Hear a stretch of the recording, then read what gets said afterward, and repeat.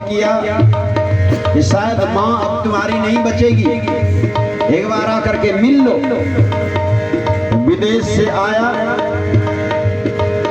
बड़ा दल फौज उसके साथ में, छोटा मोटा आदमी तो रहा नहीं। साथ में डॉक्टर लेकर आए,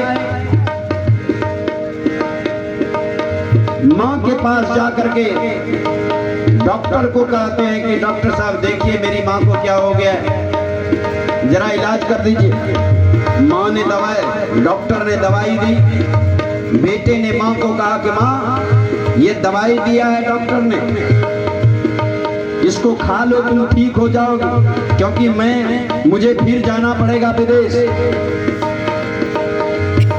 वहां बाल बच्चे हैं, अकेले हैं, वहां रहना पड़ेगा मुझे।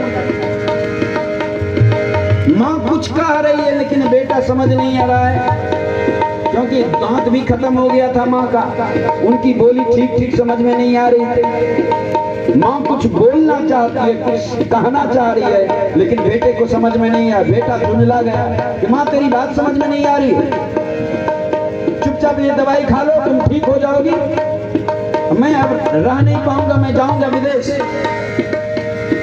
ये दवाई खा लो। डॉक्टर ने दवाई दिया है, तेरी बात समझ में नहीं आ रही, तू क्या बोल रही है, तेरी बात कुछ भी समझ में नहीं आ रही। वो लड़के की मौसी भी वहीं बैठी हुई थी। लड़के की मौसी ने कहा कि बेटा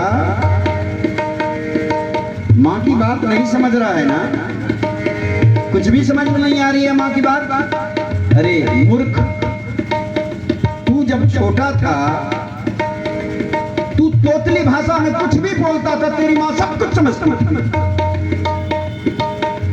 तू बच्चा में कुछ भी बोलता था, तेरी माँ सब कुछ समझती थी।